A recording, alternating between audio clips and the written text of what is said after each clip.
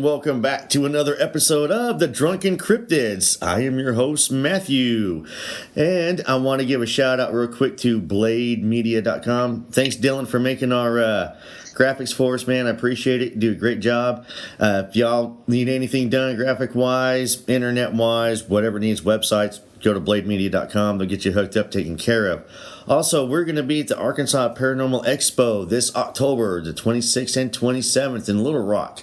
I'm going to have a booth set up. I'm going to have some merchandise for sale.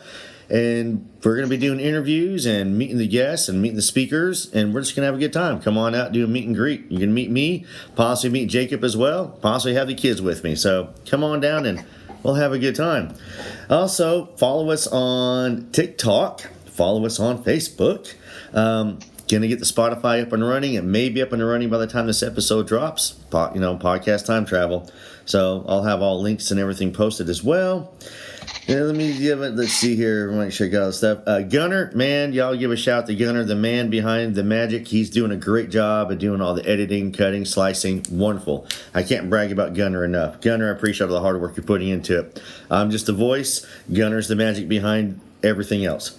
But I do have an awesome guest first coming on tonight. And we got Todd. He's coming all the way in from the lovely state of Nebraska. Cornhusker. And yes. And Todd's had some great experience, haven't you, Todd? Yes, I have. It's a lifetime of experience, it seems like at times. Well, Todd, I'm ready to jump into this stuff. But everybody give a wonderful Drunken Cryptid welcome to Todd. And Todd, man, take it away. How you doing tonight? I'm doing awesome. Wish the weather would turn a little bit nicer, but hey, no snow, and that's okay. See, I'm wearing shorts, and I wore shorts and T-shirts all day at work down here in Arkansas. Oh, you shut your mouth. oh yeah, it's going to be like 90 degrees in a week from now. So I see nothing wrong with that. No, I'm a warm weather person. Yeah, that's why I have my Jeep. I'm ready to take. Well, we have a lot of rain this time of year, so it's hard. The weather's great, but it's going to rain, and so taking the tops on and off and the doors on and off the Jeep is always kind of a pain, and especially when you're doing it yourself. And I just wait till I know I got a good solid week of weather, and then I'm going to take the tops off. So I'm thinking next weekend I'm going to get a chance to take the tops off and have a good time. Sounds great, man. Sounds great. All right. Well, Todd, man, why don't you take us back to the beginning? You've had some paranormal experiences your whole life. We talked out there, and kind of led you to where we're at now. And, man, we had a great conversation off air. And this is one of those, I wish we could have recorded it because that was absolute. It was wonderful. I mean, excellent chemistry between the two of us. And I'm ready to jump into this. Okay, where do you want me to start? At the beginning or before the beginning? Well, I have no idea what the before the beginning could be, but I know. Okay, I'll start here. Right. My first kind of encounter, I guess, if you want to call it that, with this was when I was somewhere between 4 and 5. Okay. Of course, back in the day, moms would put the kids down. And that's what my mom did, put us down for a nap. I got up from a nap. I walked into the kitchen for something, and something was on the radio. I don't remember what it was, and I don't know the bulk of the conversation. I asked Mom something about what was going on. She says, "Oh, well, we can't do this or that because," and I said to her straight up, I said, "Well, if you would have asked me, I could have told you," and I'll sit there and laid this whole scenario out before. It freaked my mom out to the point where she says, "Don't you ever say anything about that again." And honest to God, from that point till she passed here last year, we never ever talked about it again. So you never knew what it was that was said? The thing that was impressed on me is my mom's eyes getting really wide and saying to me, "Don't you ever say that again." I have no idea what it was. I to this day, I can't remember. It's just, it's been almost 60 years ago. Yeah. Okay, I get that. Yeah. That's crazy. It was insane, yeah. So, so you have stuff like this. This was just kind of the start. I found out that on my mom's side of the family, this is a great story. I heard it once that I remember, that it was a great aunt, I believe. Obviously goes back numbers of years, and she would talk, what they said, the way they described it, would talk to the spirits. Now, from the story they told me, that the spirits would knock and pound and raise all kind of such a fuss until she would go into another room by herself and talk to him. Now, what she said to him, I have no idea, but that was, so you kind of wonder, is this something that's passed down through, as a generational thing, or is this just one of those things that you're just an open channel, is the way I would describe it. Well, from a lot of the encounters and some of the research I've done, is that a lot of these cases like this, it is generational. I can see that. It could be passed on down the line, and I've been looking into like generational curses as well. Yes, I believe that. I totally can believe in that. So I believe if a generational curse can exist, so can a generational gift. Well, absolutely. I mean, it's a lot of people. The thing that gets me is, regardless of what your religious belief is, and personally, I'm a Christian. That's what I believe in. What y'all believe in, I don't care. Yep. That's what you believe in. If it's Muhammad or some of the Shinto religions or whatever, I don't care. I don't care if you're Muslim. I've had Muslim friends. But I will tell you, if there is a whatever bad, there's a whatever good. So it goes both ways. You can't just have a curse and not say, there's a generational blessing. That's my personal opinion, because if the world was all bad, holy crap, we'd be in a state worse than we are now. That's true, and I got to be honest with you. I don't believe the world is all bad. I believe that we've been led to believe that the world is all bad as a kind of control thing, and the doom is upon us. I mean, and I'm almost 50 years old, and I think I've survived about 13 end of the worlds so far. So you made it through 2012. Yep, made it through 2012. I made it through 2020. I mean, I made it through the ozone layer. I mean, I've made it through everything they're throwing at us, it seems like. And, I think that we're all, most people's mindset is around the doom and gloom of everything. Their minds goes to negativity right off the bat. And years and years ago, 20 years ago, over 20 years ago, I dug really hard into religion and reading and soaking up everything I could, from Christianity to Islam. I mean, Hinduism, paganism, Wiccanism, all across the board, and even all the other Christianity churches that are out there. And the one thing I did find in my research was the first thing that man ever believed in wasn't in heaven; it was in hell. Oh, I can believe that. And I mean, you look at with the Greeks, with going to Hades, everything was you were going to hell. Yeah. And so that tells me off the bat that our mindset from the get-go has been nothing but negative. Yeah, I can totally buy onto that. Yeah, absolutely. Well, the funny thing is, I've retired here in the last year, and my one boss. God love him. Paul was such a good guy, and him and his wife are really great friends, and we don't keep in contact like we used to. But Paul is a Buddhist. He's an American. His wife is Chinese, and they're Buddhist. And I tell you, some of the coolest thing is, I would have problems, and because we got so close at work, because I kind of worked myself up into the assistant manager, and I have no idea how I did that. And I would be I said, this is my problem, and this is what I'm going through. And, more than once he said, well, he says, his wife's name is Cherry, and he says, well, Cherry and I will pray, and we'll light some incense for you. Now, I realize that's not exactly a quote Christian thing, but to me that's pretty cool. Yeah. I mean that you think enough of me that you would do that. Do I buy into it? I don't know.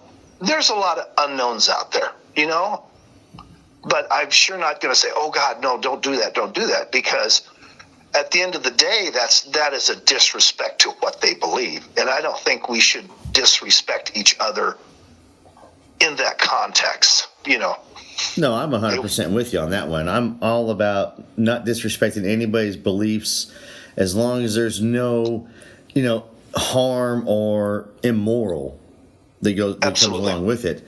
And Absolutely. where, by doing this podcast and, getting out there and meeting and greeting people of all walks and stuff, and just like you with them wanting to burn incense for you, is, some of the Wiccans, the more spiritual side of things, I've had them, tell me, blessing me, and I look at it as the same as having, your pastor, your preacher, your bishop come in and bless you as well.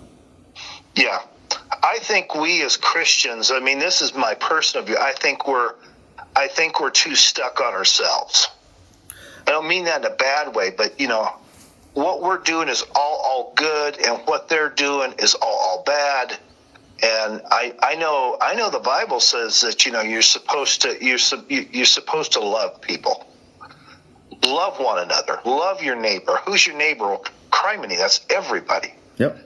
I mean, at the end of the day,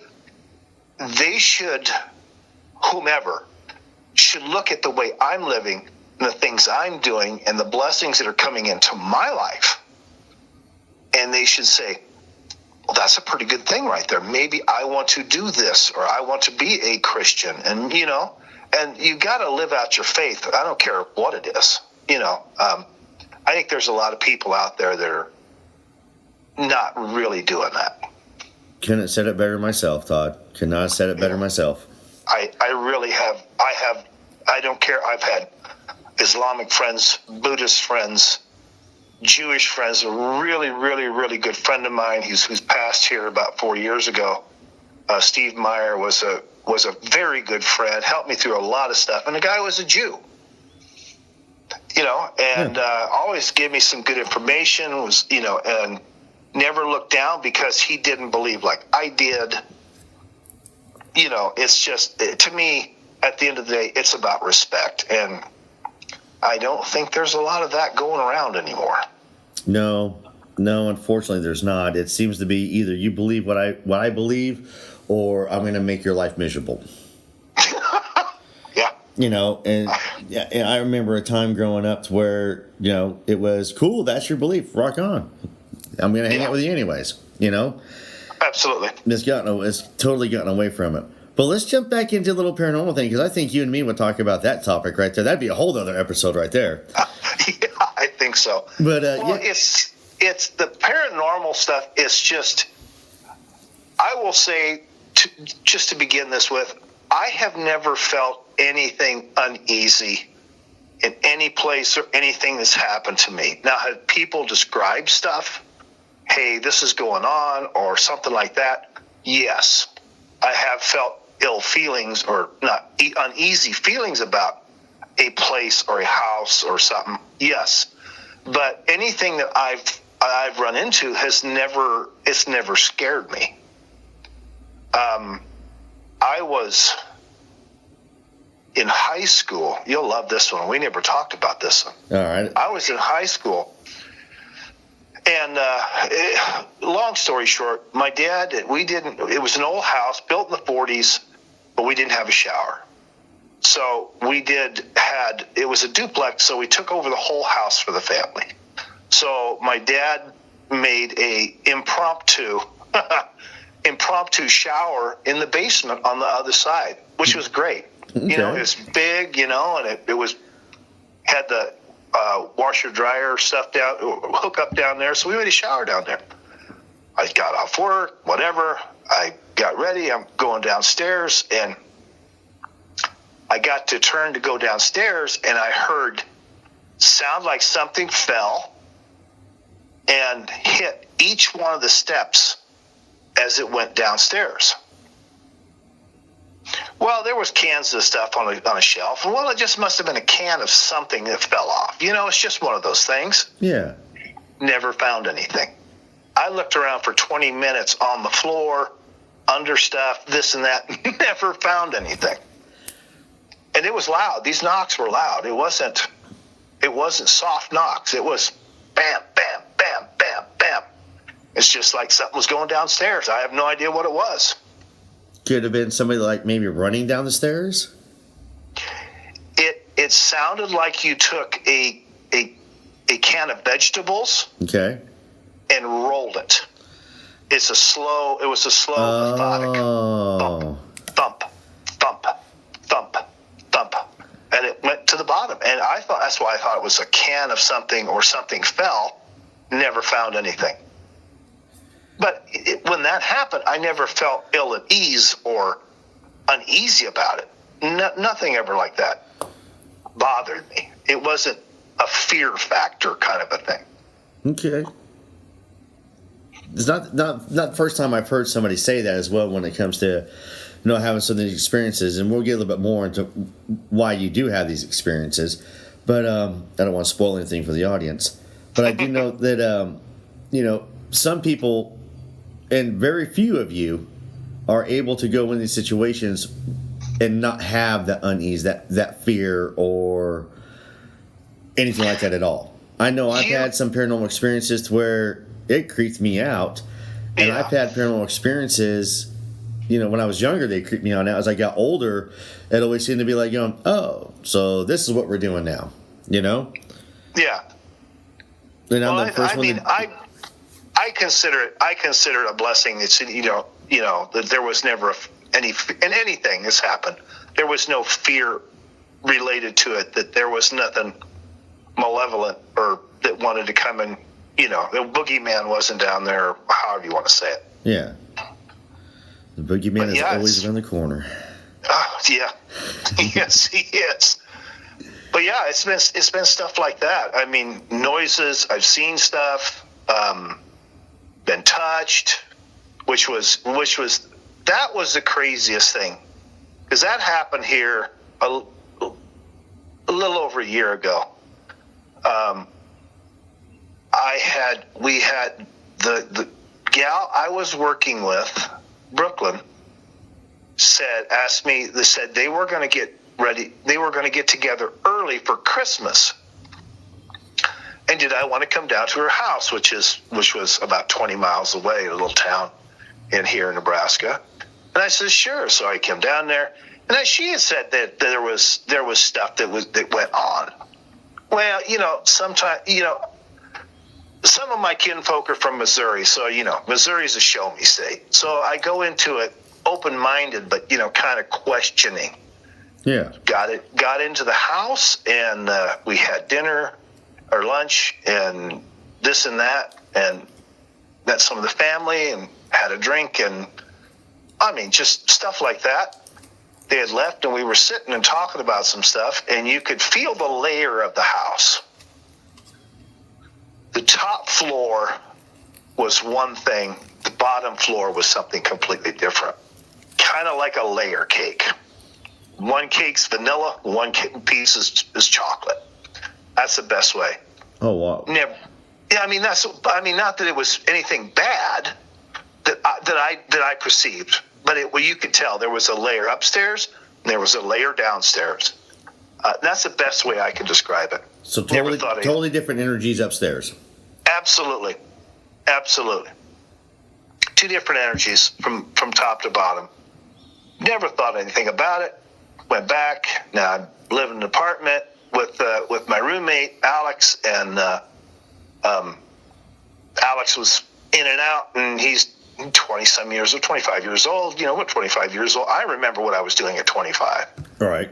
So fast forward about a week and a half, lay down. It's like 1:00 in the morning, and woke up by a hand is the best way I could describe it. A hand that was like on my shoulder because I'm laying on my side. Well, the first thing I wanted to do is get up and yell at Alex. I thought maybe he was coming in inebriated or something. Nobody in the apartment. And that's the first time I've ever been touched. And that was crazy. I mean, I wasn't afraid, but it's like a grandma going over and looking at you, touching your shoulder and seeing that you're all right. So it's just like a gentle nudge. It wasn't like, something, a shake or... No, it's just like somebody come up. It would be like your significant other come back on behind you as you're sitting doing dishes and put your hands on their shoulder. Huh. It was like that. It was just real. It was real gentle. It wasn't a poke. It wasn't a slap or anything like that. Just like somebody as they were looking at you, being sure you're okay, like they were behind you and touched your shoulder and looked over you. That's pretty neat. I mean, I've had two instances that I can recall, and we talked about this earlier, where I was touched out in Tombstone, Arizona, and at a place here locally in North Little Rock. And both times, to me, it was just it was a neat exhilaration. I was completely I was excited. And it was almost like, to me, like an adrenaline rush, and I wanted it to happen again. I was all about the rush. I was like, "Oh, do it again! Do it again!" 1 o'clock in the morning, I wasn't too thinking about the rush of being touched. Yeah, now I'll be honest with you. If I'm asleep and that's happening to me, I'm probably going to sit on up and go, oh, "Okay, I'm up now. What's going on?" I was for a couple hours, so yep. That is the truth. I'd be like, "Well, time to make the coffee." Yep.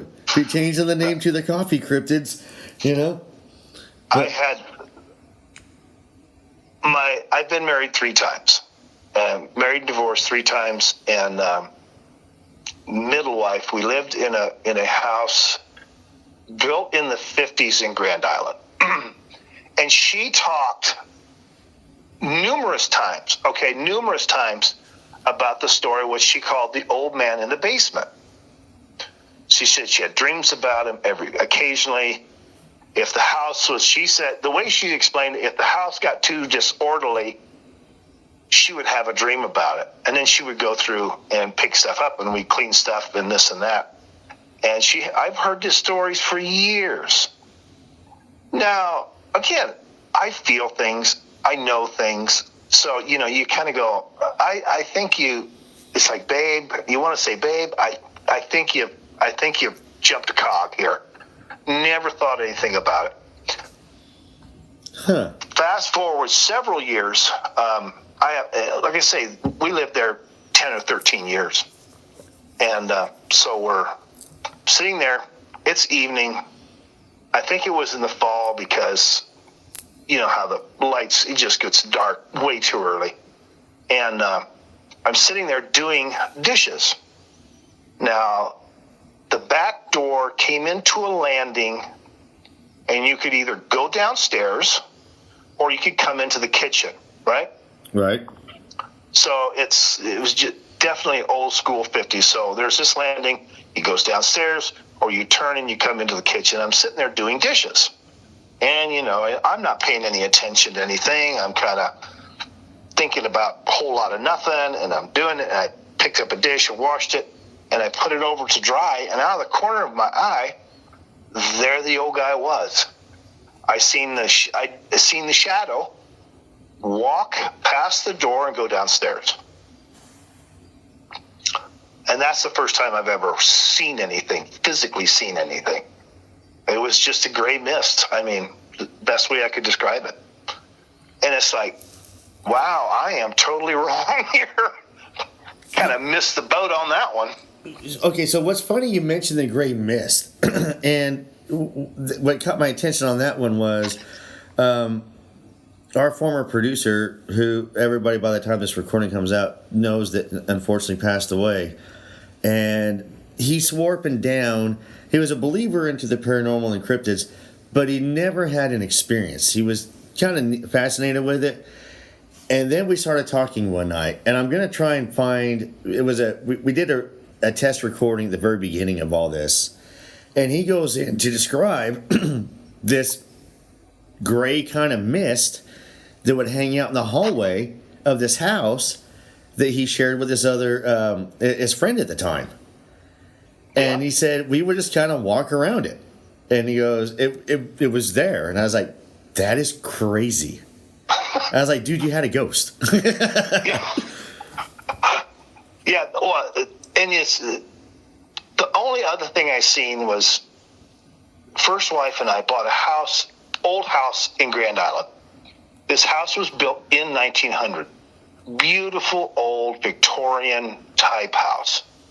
And it must have been, it wasn't right after we moved in, but somewhere after a couple years after we had been there, I woke up at, I believe it was like 1 or 2 in the morning, somewhere between 1 and 3. Here beside my side of the bed, about the size of a softball, was these 2 globes. I don't know how to describe them. And I stood up there and looked at them, and it's like, my first thought was, well, the guy must have left early for work because where the windows were and the door and the windows and everything out and their driveway across the street, kind of, well, he must have went to work early. Never thought anything about it. They floated to the end of the bed and disappeared. What color were they? Sleep. What color were they? What color were they? They were white. Just white? Yeah. About the size of a softball. Didn't think anything about it, and I got to thinking, well, that couldn't be, because lights of a car going across the street, across the yard, into the house wouldn't be that circular.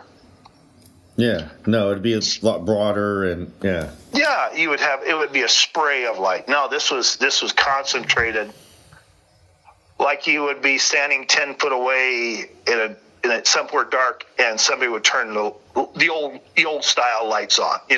Yeah. And it was crazy. So I have no idea what that was, but stuff happens. Yes, it does. It does. That is, I have nothing on that one except for orbs, and I hate using that term orbs. I really do, but I'm not an orb guy. I don't know. I haven't looked deep into that. I mean, there's every explanation under the sun, from spirits to ball lightning to stuff to deal with UFOs. I don't know. I really have no clue. But I can tell you for certainty it happened. Oh, no, I believe you. I think a lot of things happen out there that it's involved with the paranormal and the supernatural and the cryptid world. And a lot of times we're going to see something, and I just talked about this the other night, to where our brains are going to they're going to have the image there. We're going to see it, this thing, but our brains are going to try and turning it into something that we can identify with. Absolutely. So, for example, if you do an eyewitness account, so somebody that testifies and goes through an eyewitness thing, you kind of have to take it a little bit at face value, because of when you see something that you're not supposed to see. I mean, something that's going to leave a scar on you. Your brain is going to process it and register it into a way for you to mentally handle it. But you see that through history, through indigenous tribes that, for instance, like in World War II, seen a plane for the first time. Yeah. And it was a god, or it was a iron bird or whatever. And, that's, a bird or whatever. I mean, you have to, how do you justify it if you don't have the vocabulary? Yep. That what we would know as a plane or a rocket or whatever. How do you explain that to somebody who has no clue? Never seen it before. Yep. Yeah. How would you explain to your great grandfather the internet? You know, that's a good one. I don't know how I don't know how I'd be able to explain it to my, my grandpa passed away a long time ago. I don't know how I'd be able to explain it to him. And I mean, because technology has advanced so quickly. Yes.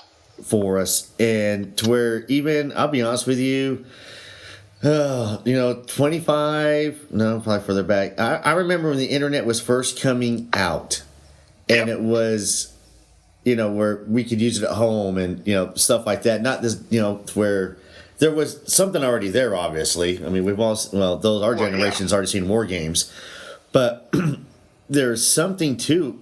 It boomed. It was there. Yeah. And then every house had a computer in it. Absolutely. Every house had the dial-up. Every house, everybody was on it. Everybody had an AOL account. I'm proud to say I have never had an AOL account. So I was not an American Online guy, and I'm proud of that fact right there. I was a Yahoo guy, so I got to kick more out of Yahoo than anything, but... No, I agree with you. So I think that our brains process, and I was going back to that, to where I know for a lot of shadow people sightings going over the past, 10, 15 years, to where they're no longer the typical shadow people that we're used to encountering. It's more, we're getting more and more stories of the Hat Man. It's a shadow person with a hat. Oh, okay. Yeah, the Hat Man. Now, I will say this, though. When I was about 4... was the first time I encountered a shadow person. And what's funny though is my mother was with me. My description of it and my mother's description of it are two different versions. What was your version of that? My version of it was, so we both saw it come out of the kitchen, go into the bathroom, the little apartment that we were living in. Okay. Comes out of the bathroom, goes into my mom's room where my baby sister was sleeping at the time. And when it went in there, my mom jumped up, ran in there, grabbed my little sister, and come hauling back out. And I mean, it's a big story. It really is. There's a lot of weird stuff that happens with this night. Yeah. But I remember seeing a figure coming out wearing like a top hat and a cape, and was floating off the ground.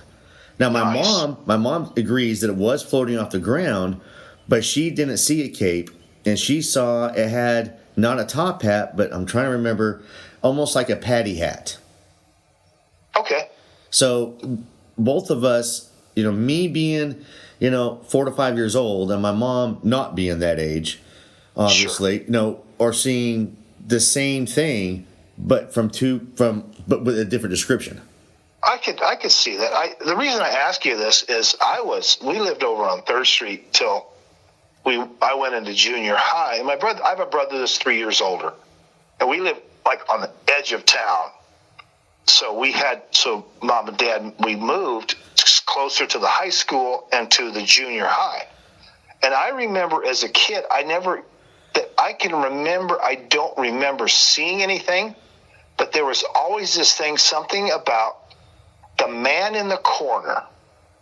There was something that I didn't like. Something about there was a man in the corner of the room, and I don't. A lot of this, I don't understand. Not that I know that anything happened, or maybe that I remembered, but I remember being worried because I was like 4 or 5, 6, something like that. But there was something about that I was worried about the man in the corner. Huh. You said that, and it's like, wow. It just sparked that memory. Well, that's what I love about doing these discussions and stuff, and it will. Somebody will, comment on something you said, come back with a question, and it'll spark that memory on up, and you're going, well, wait a minute. I remember I was listening to a podcast last year, and I was working, so it was just kind of playing in the background. I was working, just kind of half paying attention to it, and I can't remember what they said, but it sparked a memory that I had to sit there and go, whoa, I completely forgotten about it. And it was of this weird, crazy dream that I had when I was in my 20s, when I was in the service. And I was like, whoa, whoa, whoa. I mean, I even called my ex up going, you're not going to believe this. I forgot to tell you this one time about this dream, you know? I think there's a lot of that stuff that we don't remember for whatever the reason is.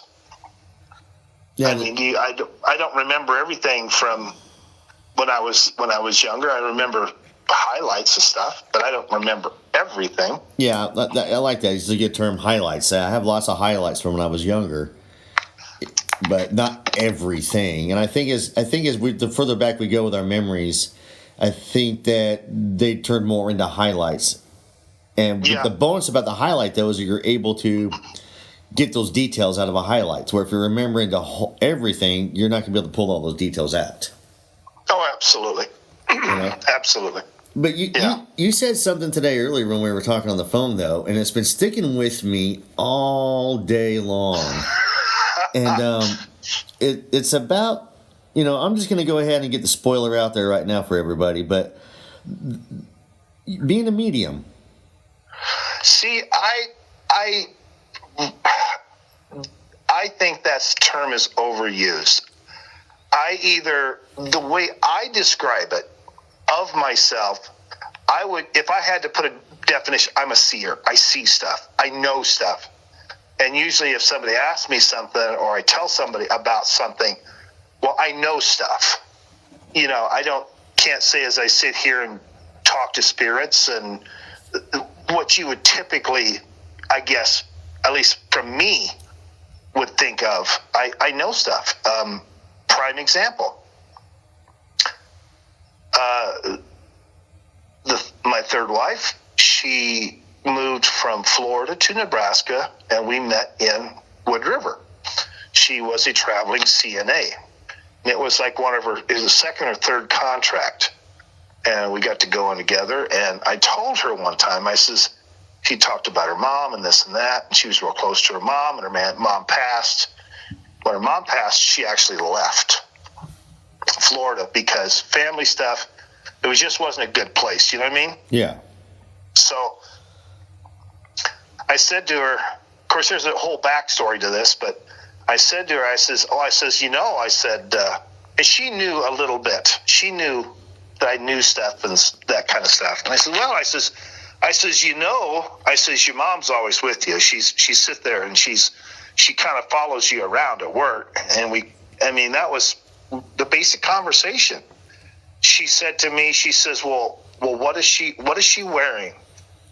Oh, she's wearing this really nice blue dress. And I thought she was going to fall on the floor. I says, so why the reaction? She says she was buried in a blue dress, and this was one of her favorite ones. And there's no way you could possibly have ever known. There is no way. I would literally have to go through obituaries and stuff back, Lord knows how long. But they wouldn't show you what she was buried in. There's just absolutely. Yeah, there's no way unless you were there, or you're a musical seer. I don't know. I don't know. It's crazy. I didn't tell you this. We didn't get to this because we spent an hour talking prior to this. I have this, what I call it my guardian angel. Now, I've seen him in my mind, okay? Okay. Think of the stereotypical 50s cowboy. Button shirt, button western shirt. Pearl buttons, yeah. Yeah, the pearl button shirt, the jeans, the boots. No hat, but he has a flat top. Okay. Typical flat top that you would see in the 50s. I don't know if anybody would. You have to some of these people I probably have to Google that. One time, the guys coming in from World War II, and that, flat top was the style, man. That was. And he has never talked to me, but I've seen him numerous times. Never said a word. I've seen him. He's popped into my head numerous times.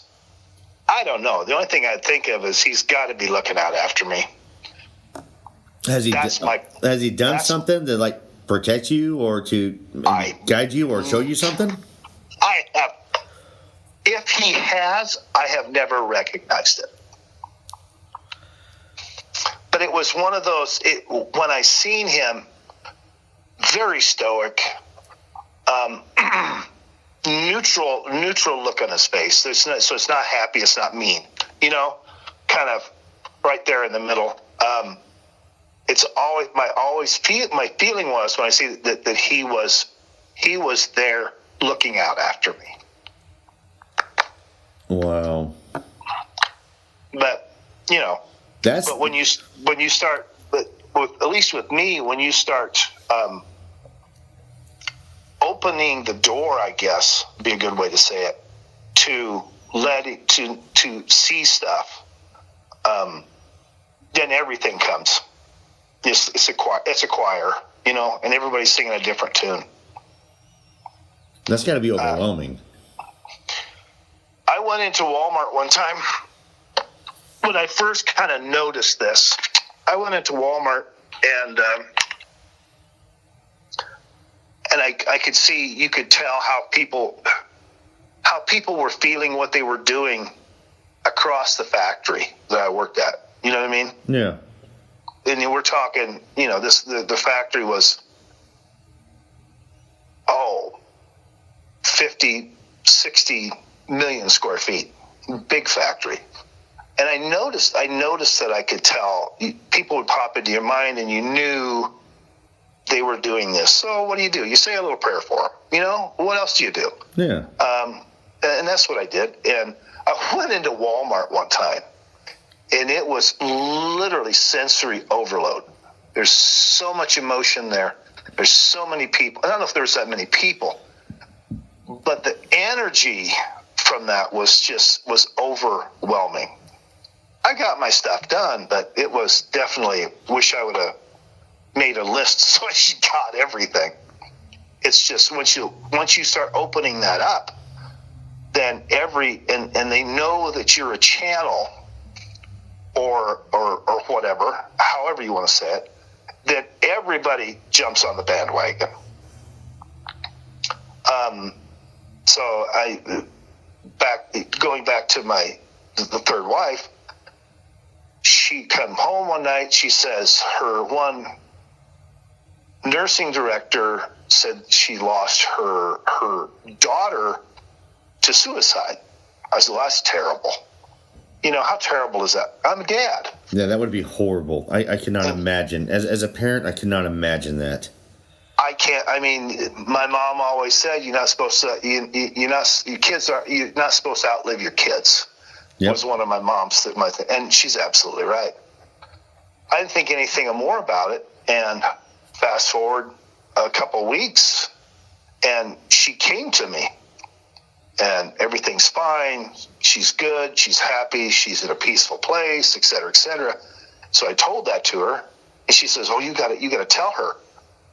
And I says, "You don't understand. This is not something that I go through and broadcast. It's bad enough that stuff happens. You know what I mean? Yeah. As it is, and you personally deal with this on some personal level, because sometimes it's energy draining mentally, probably more than anything." So I called up the mom, and I says, I don't know how to start this, but I says,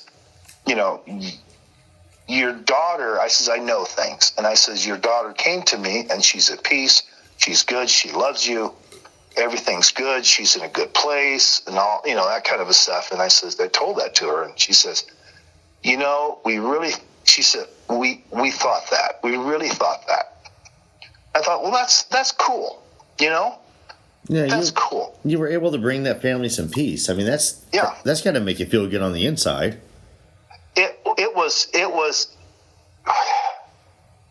It was nerve-wracking and peaceful all at the same time, Because, like I said, I don't go around saying, "Oh, this is what I do. I'm a medium," Yeah. Because to me, that's like, throw me money. And that's it's not the road. That's not the road I wanted to. Because you should charge for this stuff. I mean, if somebody comes and says, this is your whatever, and said whatever, I can't see where you should charge for something like that to tell a family member that Uncle Joe passed, but he's doing good and he's in a happy place and he's all good. And how do you do that? No, I'm with you on that one. I couldn't either. If I had a gift like that, I think I'd probably spend all day long walking around going, "Oh, by the way, your grandma says hi. You're doing good. She's great. She's proud of you." Yeah. Yeah. But in all honesty, too, I think most of the mediums that are out there, and I'm using my fingers in parentheses when I say mediums, it's easy. It's an easy con. And people need closure. And we do as creatures. We all need closure. Something happens, we need closure. We need that closure, and there's a lot of people who prey on that. I get a kick out of. I'm on TikTok, and I do music, so that's one of the platforms. Yeah, I want to talk to you about the music here in a second, but go ahead. Well, it's really cool. So I scroll through stuff, and I've got a diverse stuff. Of course, I like a lot of different things. So you get this diverse, and I always get a kick out of these people who are giving readings. Yes. I love it. And so I'm sitting there saying, "Oh, no, yes, you'll be with John." Oh, it's like, no, you won't. I'm sitting here back and giving commentary to myself. Yeah, no, that's not going to happen. No, he's not coming back. No, you definitely ain't going to have the money to take the vacation in 3 months. It's great. I love to do that. Well, so here's the deal, though. So this is what I've looked at when it comes to the tarot reading scenes. So when they do their readings, it's that energy at that moment. So if you do a reading and you ask, hey, in 3 months, am I going to be able to afford this vacation? As long as you don't deter from what you're already doing, yes. But when people hear that, though, they're going to be like going, "Oh, we're going to have that money in 3 months, so I'm not worried about it. So let's go spend that extra on this." What I mean? Yeah, and I agree. But I mean, if I'm just going by what I hear. Yeah, right, yeah. So and it's like, no, he's not coming back. No, yeah, you should get out of that relationship. No, you shouldn't do that. And it's not that it's instinctual reactions. I get that. Sometimes it comes together. Sometimes it doesn't. Well, again, I go with the with the tarot readings that what I've looked into and researched in, to where if I do a prime example. So if I have a tarot reading and I'm going, so am I going to win the lottery? Like, yeah, you're going to win the lottery, and I sit around and wait. Well, I got to play the lottery to win it. Absolutely. You know what I mean? I had a real good friend, very Christian lady, very nice person, very, very sweet, right down to her soul. And she didn't like her job and this and that. And her thing was, I just keep praying for this. I keep praying for this, that God's going to do this. Fantastic. That's great. All right. I'm fine with that. So I ask her the question, what have you done? Well, I'm sitting here waiting. Well, okay. I mean, if you're sitting in your house needing groceries, the good Lord ain't going to drop groceries in your house. No. You have to faith in whatever is an action. So you have to get out there. Okay, maybe this is what I want to do. Maybe I want to be a doctor or a lawyer or an Indian chief. Then you start moving toward that goal, be it whatever, or a musician. And you just kind of let everything kind of take it from there. But unless you start moving, you'll never get anywhere. You won't get anything. And I don't care who your God is. you're not going to be blessed unless you start in a direction. The direction of where you're wanting to go and what you're praying for. Absolutely. And that is what's going to help, I think, get everybody through it.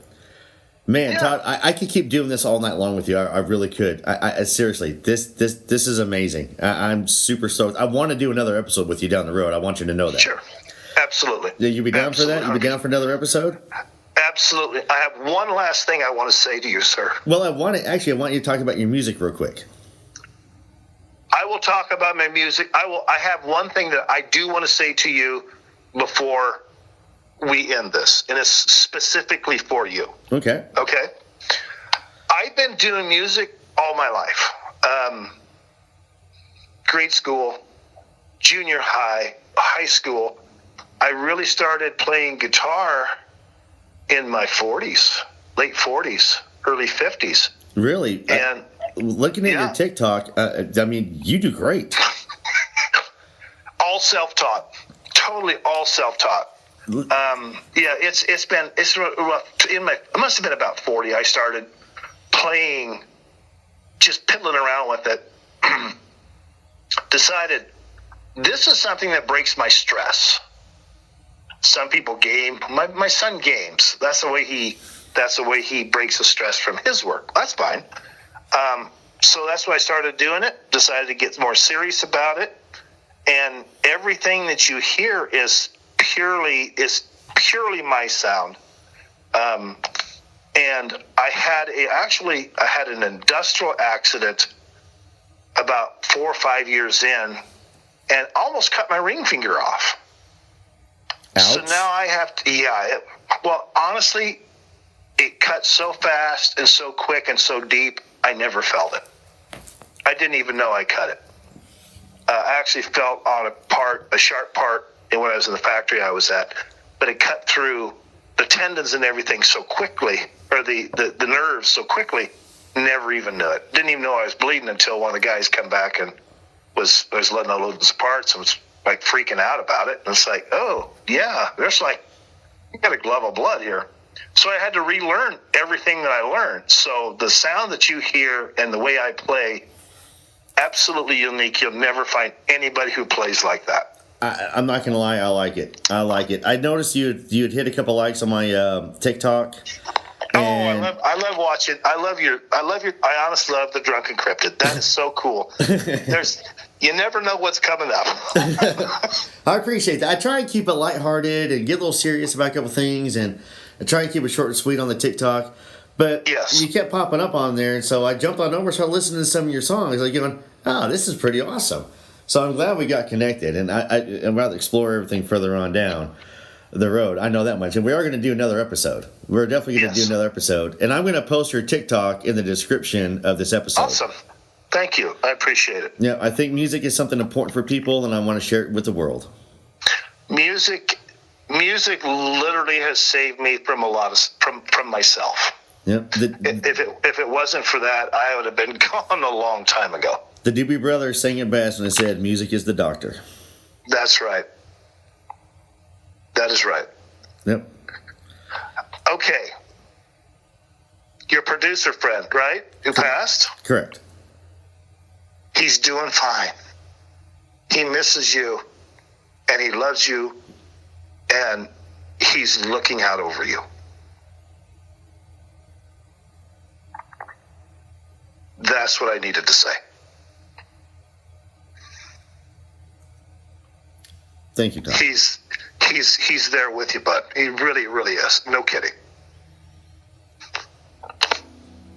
Thank you, Todd. Hey, anything for you, brother. Man, I appreciate that. He's been sitting screaming in my ear for the last 5 minutes. So the show's going on, and it's going on in his memory. And I'm gonna put together an episode of a bunch of sound clips of him, so that way, no matter what, his daughter's always gonna be able to hear his voice, and she'll be able to pull it up and hear him laugh and crack jokes. That's a beautiful thing. That's an absolute beautiful thing. Yep, and it's going to be dedicated to, that episode's going to be purely dedicated to his daughter. Good stuff. Man, Todd, I'm blown away, a little highly emotional at this point in time, but man, this was amazing, and I can't wait to do a part 2 with you. Absolutely. Anytime, sir. All right, man. Great. All right. Well, ladies and gentlemen, man, thanks for listening to another episode of the Drunken Cryptids. Got a little emotional there at the end. Got to let me do a little processing. I don't really do a lot of cutting or editing anymore with these. We just let it run and record and we talk. But if you've had an encounter, email me, drunkencryptids@gmail.com. I'm on TikTok, obviously, you're hearing that, Facebook, and obviously you're on YouTube. And hopefully the Spotify account will be up and running by the time this episode drops. So, other than that, y'all, I appreciate y'all for tuning on in. Like and share us with everybody. The more you share, the more encounters I can get, the more stories I can get them out there to you guys. Appreciate all the support, all the fan base I've got growing. It means a lot to me. I do see you guys out there. Obviously, me and Todd were just talking about that. Thanks, guys. Y'all have a wonderful evening.